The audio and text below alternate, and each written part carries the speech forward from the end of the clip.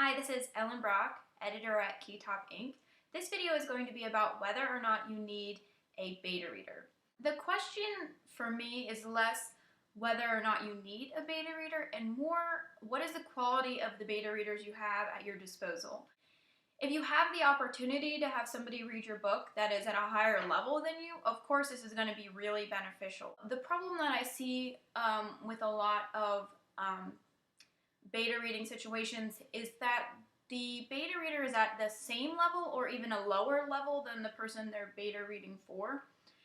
And that can ultimately result in a lower quality product than having no beta reader at all, especially if you aren't good at determining what could be a potential issue for all readers and what's just an issue for this particular beta reader. You will get some opinion about your book, so you will be able to say, well, how does somebody else react to my book? And this can be beneficial information, but what you want to make sure you're doing with your beta reader is not relying on them as more knowledgeable than yourself. Just because your beta reader says, for example, there's too much violence in this book, or there's not enough romance in this book, that doesn't mean that it's true. A beta reader is going to be operating out of their personal opinion rather than out of the expectations of publishers and agents. So if you are going to use a beta reader, it's usually better to use more than one. So then you can cross-reference what sort of things are coming up multiple times. If you use 3 beta readers and only one says there's not enough romance in the book, then it's not necessarily something you want to worry about. If all 3 are saying there's not enough romance, then maybe that's something you really should look into. There are a lot of potential problems you can run into with beta readers. A huge one is that they don't necessarily have a lot of technical understanding. So your writing may be full of technical issues that your beta reader will not catch. And I'm talking more about if you're going to use a beta reader instead of an editor.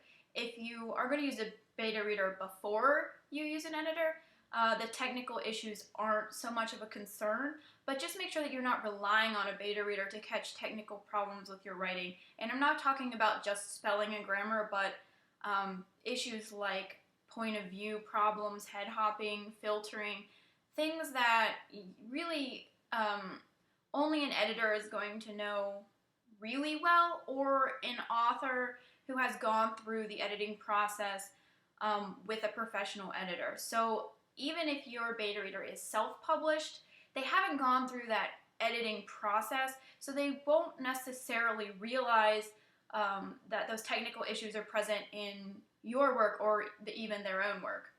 I would advise looking for a beta reader that is very well read in your genre, and they need to be very well read in your genre with modern books, and particularly books published in the last 5 years.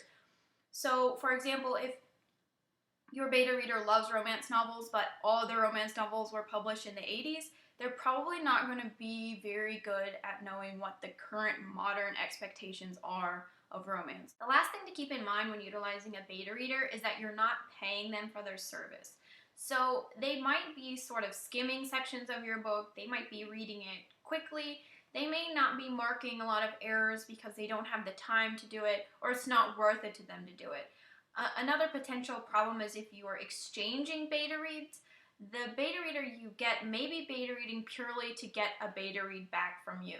So they may not put in the full effort because really all they're doing is sort of manipulating you into reading their book and giving them advice. So that's my basic advice when it comes to beta readers.